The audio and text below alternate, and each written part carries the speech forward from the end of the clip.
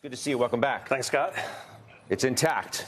I mean, does that mean we're good? It's going higher from here? And if so, how much? A lot of big cards came down this week, for sure. For sure.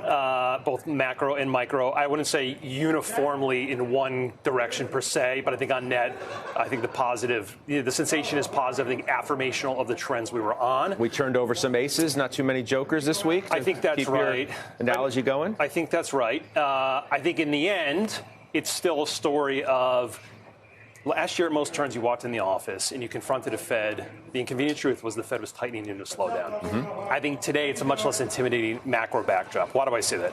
Inflation's down 6 months in a row. The Fed we think is in the kind of the final innings, the fine tuning of this tightening campaign. The U.S. avoided a recession, Europe's avoided a recession, China's fulsomely reopened. So again, I think the fundamental backdrop is friendlier. I think that's probably in the price. I don't think that's breaking news, and we can unpack that a little bit and talk about positioning. I mean, that's the great debate. It's in the price of maybe the bond market. It's not necessarily in the price of, Powell and company in the room.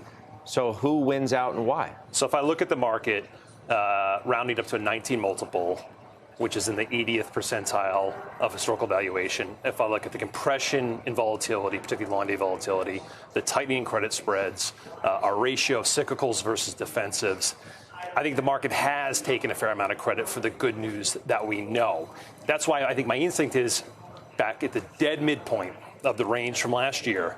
I actually think risk reward's really pretty balanced. It's not obvious to me we need to make a big move higher or lower from here. Well, because it was pretty out of balance last year, right? Risk reward was incredibly low. You talk to, most of the hedge fund, heavyweights, so to speak, that I speak to are all pretty negative on where we were last year. Are you sensing a turn from them now?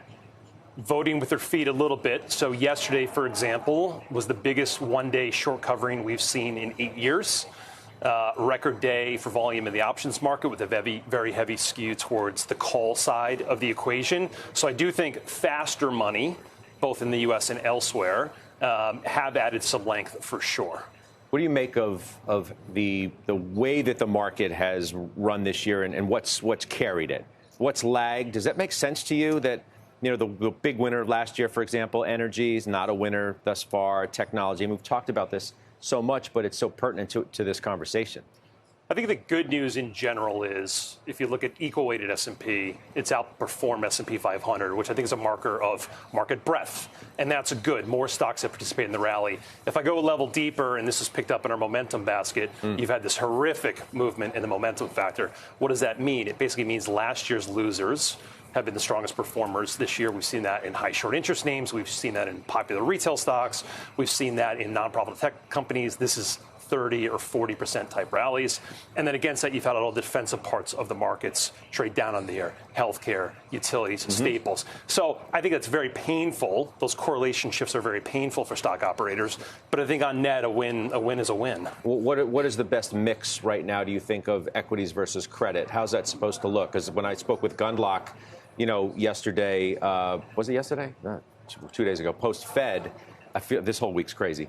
It was like 40-60, 40 equities, 60 bonds. Does that make sense to you? I don't know if I'd pick a big fight with it. I think one of the features of the past couple of months has been a lot of enthusiasm for what I would call carry.